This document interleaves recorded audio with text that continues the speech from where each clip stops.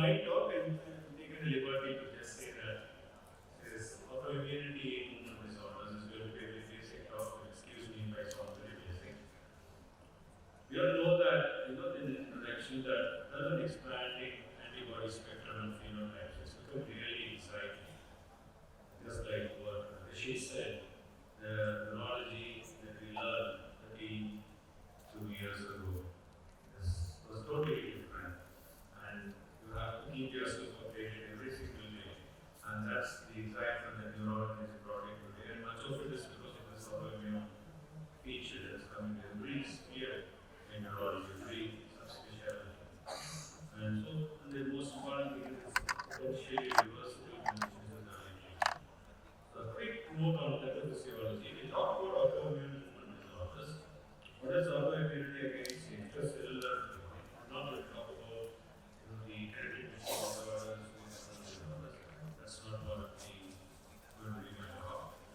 So, you get autoimmunity against intracellular or intracellular antigens. Why is it important that if you have present surface antigen and you have antibodies directed against the antibodies pathogenic mediating neuronal dysfunction, this has a good therapeutic response. It's very important to know this classification. But if you have another immunity against intracellular, that's what you get most of the time with paradigm-plastic. Then the antibodies directed against intracellular antigen, the antibodies are actually bystanders. They transfer to healthy animal, phase reproduce the syndrome. So what happens is intracellular, and these patients do not do well. And that's something that we should know about this. It's mediated cytotoxic T cells, humoral association, both are doing response. So let's know this basic difference. So then we have this list of cell surface antigens, intracellular synaptic antigens, and intracellular cytoplasmic antigens. And as you can see, talk about amplifiers and GAD, URI, lymphoid, CV2, MAR2. These are all intracellular. Many of these are associated with the difficult to manage syndromes. Well, we will be happy to see an LGA1, like ASCA2, DPS, or Kavaiya, which are in an era especially. You will be really happy to see something like that in a report, and because you can potentially bring complete manage. So the triggers, very common, is either a tumor has happened with this, or infectious trigger. And just remember that if there is one antibody somewhere in the body, there can be autoimmunity that can trigger an antibody anywhere in the body. I think that's an association that you should remember all the time. Viral encephalitis is a particularly well known simplex encephalitis. So when you approach autoimmune disorders, the most important thing as with movement disorders, anytime, anywhere, is phenomenology, making a syndromic diagnosis. So you need to know what you're dealing with. So movement disorders is one field. Neurology has a very proper saying, as it is everywhere, neurology is the only specialty that still practices clinical medicine. You can't tell a patient take a scan and see, like you say, taking a go and ECG and come and see. Neurology is the only, the queen of clinical specialties that I'm very proud proponent of clinical neurology, and I think that no AA can do this. Definitely, but your own brain working as you take the history and asking the next question is not something an AA can do. It cannot think like you, people cannot think like you. So I think clinical neurology is something that is replaceable anytime, and I would still swear by it any day. The clinical side, as my teacher used to say, was very brilliant. The MRI may be wrong. You could probably get the wrong MRI. You could probably be even a wrong report, a wrong film. The printer could be wrong. Nothing can go wrong. But a clinical side is a clinical side. There's an essence of matter.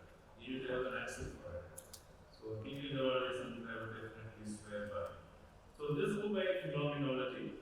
Then look at the associated neurological and systemic findings and forming the setup. Now this is what every neurologist does with any movement disorder, especially so with autoimmune. So you're looking at either an incident movement disorder, a mixed movement disorder, a multifocal neurological syndrome.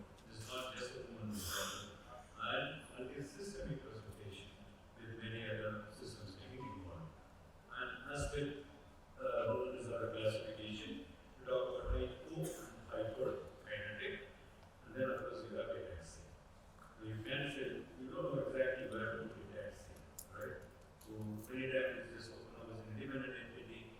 So this is hyper. Because what is wrong with ataxia is cerebellum is a braking system.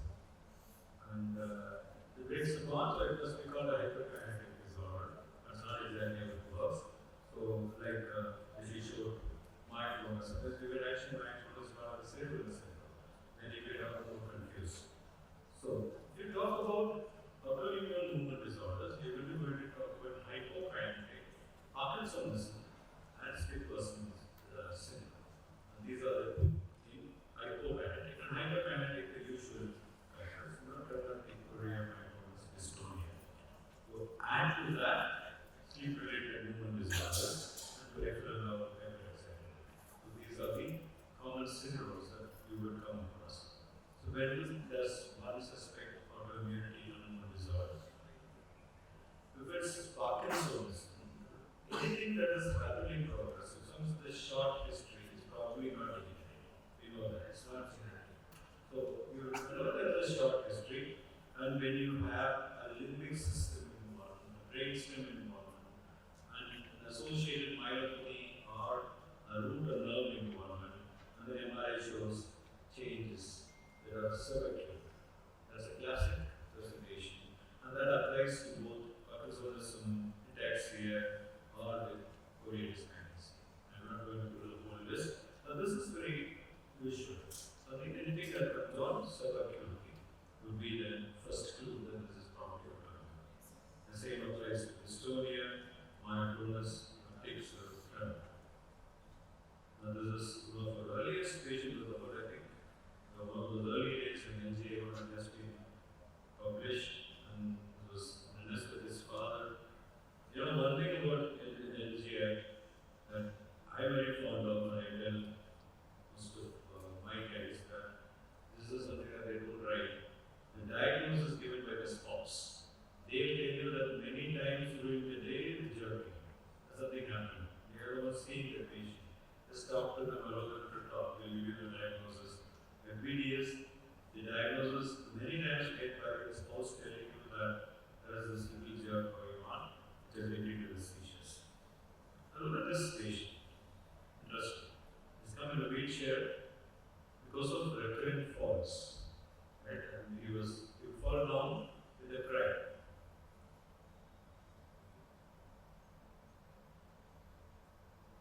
The little baby migraine, you're a little crack with the right tail of the recording, just wait for it. See, he came to a wheelchair because he falls down. That's what has happened. But this is exaggerated patient-rated dystonic seizure that he had. And because he had this cry also, he makes the sound and falls down, he was treated as a patient with a seizure. So it's all about letting the little time of the patient, making sure he's seen and restored by yourself. There are some diagnostic movement disorders in autoimmune encephalitis. The BDS is very well known. Leg mindfulness or neuromyotonia. This Caspr-2 antibody. We have seen this association also with those patients taking traditional Ayurvedic products with high metallic content, which had triggered off the Caspr-2. So we had actually once showed a series of 14 patients, all were supplied by one man who was giving off these Ayurvedic concoctions, and all of them were typical myoclonic, neuromyotonia, and they were all Caspr-2 antibody positive. They responded to steroids and were treated for with chelation. So this was a series that was presented about 12 years ago. We presented in AA. Orofacial index dyskinesias in states of altered sensorium is very characteristic of NMDA antibody. Finalistic movements. I'm sure you all know what finalistic movements is. It's a very elaborate movements, like they're sitting up in the office and doing some desk work. That sort of movements called finalistic movements are actually diagnostic or anti-glorified. So if patient tells you that there is a sleep disorder, we could ask them for a home video and look at what they're doing. Painful tonic spasms of lower limbs occur with anti-coherent 4. You all know that. Hyponatremia have seen that there was a patient that was presented from my extension where they showed the pyeloerection episodically happening as part of LGI1. Sleep disorders, breathing disorders, and dysphagia, your brain signs can have anti-glutton, long-lasting diarrhea and weight loss, DPPX, headache and blurred vision, anti-GFAP. In our country, we have made the diagnosis of anti-GFAP in at least 6 patients who were treated for tuberculosis meningitis and variety. That's what we always used to do. Somebody came in with lymphocytic meningitis, presented with meningoencephalitic pictures of acute onset or maybe it'll be chronic too, and we would think about tuberculosis and treat. The sad part is, that's what we used to do, and there's nothing wrong with that. In our country, tuberculosis is always the first thing to recover for, but today, it's important that we know about anti-GFAP syndrome. One of these patients actually had treated with ADD, converted from liver failure, landed in liver transplant. What the patient she actually had was an anti-GFAP, and she responded very well. She responded very well to steroids and subsequent immune treatments. New symptoms of the recent herpes simplex, NMDA as a diagnosis, and someone presents with refractory status of hepatitis, GABA B and anti-NMDA must come in the diagnosis. And then you have the brainstem encephalitis, the normal from getting affected, and you know about MS, NF1 and more. Then you have the anti-GFAP again, ADEM, anti-GQFP or microscopic encephalitis, clippers. Because the root diagnosis to make any time brought up by the radiologist because of the characteristic pattern on MRI, Vishay and injured prints, and the paraneoplastic syndromes. So this is the differential diagnosis. Someone comes with subacute brainstem encephalitis picture. And some of the clinical clues. These are, as I said, most of the time you would get these clues when you see the patient, talk to the patient, and just how about psychosis, and it's more likely with NMDA or GABA B, dystonia, protein, syndromes of course, hyperexia. Hyperexia is something that's very classical in glycemic receptor antibody. Of course, it does happen to some extent in DPPX, but the classical thing is glycemic antibodies. It is commonly NMDA, but it is characteristic of GABA B and GABA A receptor antibodies. New onset diabetes and FPDS, neuromyoclonium muscle spasms, vasculations, and SBS 2% syndrome, and or exaggerated startle. You can get exaggerated startle 2% syndrome, for example, especially if it's acute.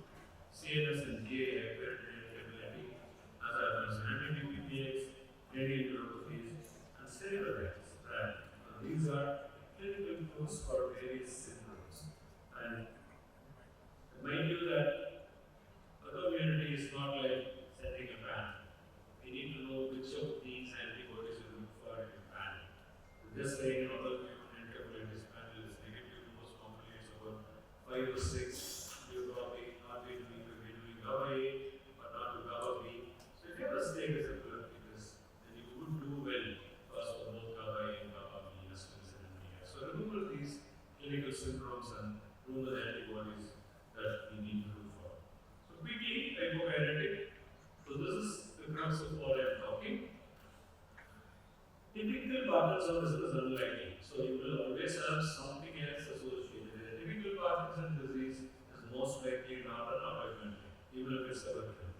Probably it's not on the drug that is probably unmasked Parkinsonism, but it is not autoimmune. But PSP like very well known anti-MAM and MA2, GRID5, anti-glycine, and glon 5. The glon 5 is pretty well known to everyone. You can get an MSA-like picture anti-glycine 65. The CBS is a rare presentation of autoimmunity. And Parkinson's in children. Think about NMDA and MA2 are antibodies. Anti-MA2 is supposed to be the most common cause of autoimmune Parkinson's. So it's can be paraneoplastic and to be tonsillar, testicular, B-cell lymphomas.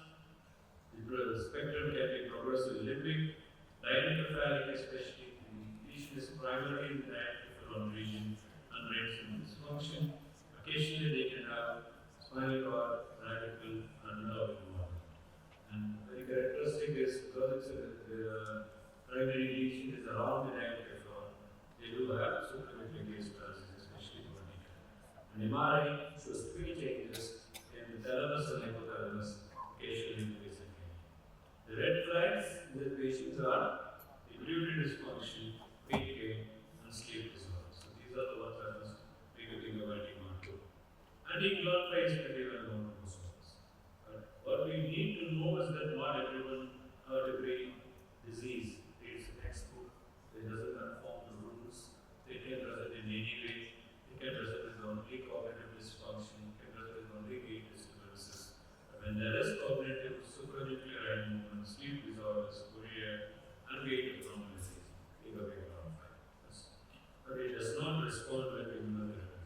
Our experience with the glove has been the same. I don't know what the crowd experiences, but glove fight is something that doesn't respond that well. Appears to like phenotype of person about 1/4. So this is, I think this is just a textbook thing. I don't think it is good to remove for anyone. Just remember these antibodies and look for them. Especially if you're developing something like MSC, then ramping at a test. You would love to have a test for the week positive, as I said. That's something that's eminently treatable. Sick person is something that's very close to my heart, and that's something that should be made. I'm very fond of showing this case. I don't know how you have already seen. And this is a 49-year-old lady who came from Mauritius. Typically working for 19 years. Like at the age of 30, she was unable to walk. She could climb to the first floor of her house. Indian living there, and then she had painful spasms, stiffness, and they show you I'm going to go through the whole thing. So she had consulted, she had treated as hereditary spastic paraplegia, tropical spastic paraplegia, differential examples given, baclofen and clonazepam, both of which help sick person. This is what she came like. See that, and she was also referred to a spine surgeon because she had nephroleptitis. He came for surgery, and the spine surgeon was a good friend. He would always take an opinion from me before he operates. So he sent this patient to me. And look at her walking. And she's holding on to a partition in my room. And she's so afraid that actually nobody was wanting to hear her panting. She tries to walk. She refused to be recorded in full. She did not want her face to be seen. She was very anxious, kept on holding. Although the tone was good, it reflects to a normal plan of fracture. So there was a little suggestion from one of my residents at the time this is dysfunction that she won't difficulty even walking outside. But what she had was this is what we found on the paraspinal EMG, and she turned out to be handicap positive. This changed her life. And she was treated with immunoglobulin, on the long-term treatment of sleep was still not very clear because of the rarity of the disorder. We still do not have guidelines to what to give. So you give what is the patient who are on Nazaran, the patient who are on rituximab, the patients who are on periodic immunoglobulin, and all of them have worked so far. So what somebody has done well, I'm not trying to switch. Is there a guideline to go by? Not yet. And this patient, this is how she became. When she went back, now you can see that she's happy to allow us to record her in full. She sent this watch of video which went back and came to the first floor of her house. So that's how much of a difference a clinical diagnosis can make to a patient's life. 19 years is a long time. So the core symptoms fluctuating muscle stiffness, superimposed spasms, and hyperexia. Remember these are, if you have felt the back of a stiff person syndrome, you would know the wooden feet and parasympathetic has. And wooden feet is the giveaway as a cell narcosis as they stand. I think these two should always be looked for number of hyperparalysis. And then the last is something that we have not yet published, but I have talked because in all these patients that we have, because of sign, differential diagnosis of spastic pain. In the spastic pain, the toes are going to be clawed like that, right? Big flow, and that's all it is in spasticity. In stiff person, the toes are always on. And if you see somebody walking like a spastic pain, the toes going down, not just the child, the toes going up, they're not gripping, and you probably do a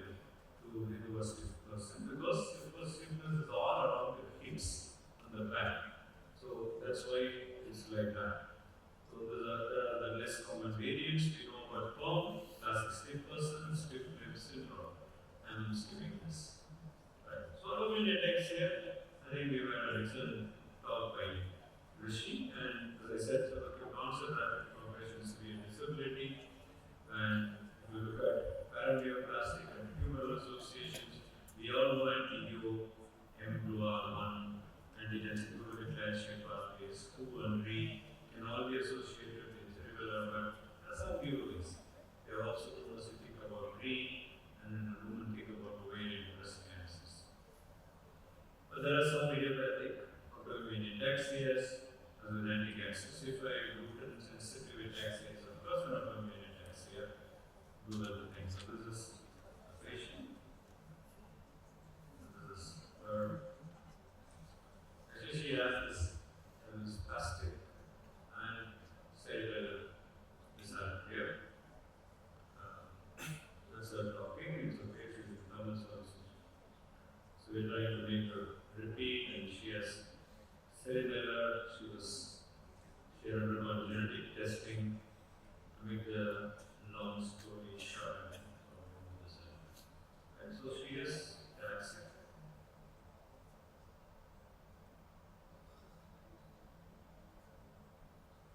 A little spastic, but she is definitely taxing.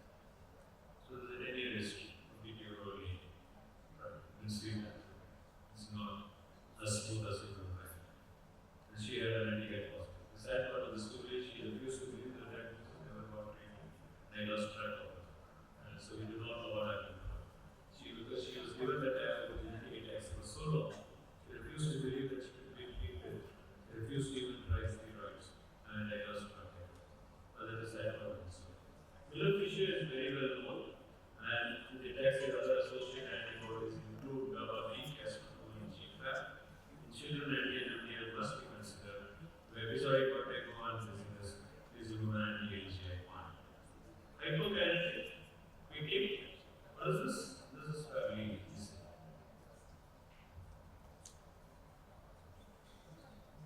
Right? Was that movement? Autonomous myoclonus ataxia syndrome, and actually this guy had Lyme disease. Very rare association. So autonomous myoclonus, we know that you think about either a tumoral cause or an autoimmune cause. So these are the two. Hashimoto's encephalopathy. This is diagnosis SIEAT as it's called now. This diagnosis that we've done quite a few patients, and all of them have done well. But in the back of your mind, you still think that is this really the way the disease is? I don't know, I'm still not settled with it, but I've quite a few patients, but done really well. I made a diagnosis of SIEAT, treated with steroids. After some time, they're off steroids, doing well, and been following up. But this is again another disease I think has not been clearly defined, and definitely makes a 100% sure about steroid responsiveness. Anti-tissue antibodies are positive in quite a few patients. Some of them require hypothyroidism, some of them do not have. So it is a little confusing. Only 20% of patients actually have hypothyroidism, very steroid responsive. Korea in children, classic example of autoimmune is side-enhanced, delayed manifestations, immune therapy responsive, and paraneoplastic Korea in children is GABA-B receptor antibody. In adults, Korea, there are three groups: mental disorders, which are immune therapy responsive, paraneoplastic Korea after treatment, so this kind is a part of NMDA receptor encephalitis, very typical orofacial dyskinesia, dystonias, antibody syndrome, carcinoma, because Jablosa dystonia, frontal dystonia, laryngospasm, anti-NMDA can cause appendicular dystonia, and GAD can cause frontal dystonia. Exon stereotypes are rare. You pick up with pandas and group A with pandas as a disputed entity, but Celtics is not such a common company, but it can rarely occur as OCD. Tremor, isolated tremor is not autoimmune. We do not even think about it. But there is multiple paradoxical involvement plus tremor. NMDA, HA1 and Casper 2 can be the cause. Tremor plus encephalitis can come with anti-GFAP, and peripheral tremor can come with anti-myelin plus anti-mobility. Peripheral excitability is at the level of Casper 2, isolated is SS syndrome. Lastly, sleep-related disorders which are autoimmune, REM sleep behavior disorder. If you get a patient who looks like a PSP but has REM sleep behavior disorder, history think of clonophan, and that helps the diagnosis of these patients. That's a good clinical clue that they go by. And skip this. This is a big list of neuronal and glial antibodies associated with clinical neuroimmunology spectrum. This is the textbook, I think. Quickly, investigations, we know what we're doing.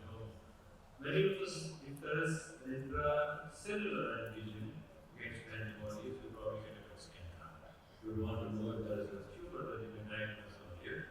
This is very important. Of course, antibody testing must be appropriate. And other things are also supportive. If you talk about anything, like you talk about delta pressure. I don't think with the delta pressure you can treat the NMDA. Another other thing is coming unless you have a positivity, I don't think you can go into human modulation and all that. Treatment is acute and chronic. I'm not going to go into detail about that. There are only three things: metronidazole, IVIG, and plasmapheresis. Asymptomatic. These are the three of them are used symptomatically. Sometimes we do add rituximab nowadays. Somebody is responded well, but not that well, and you think that you want something to be added.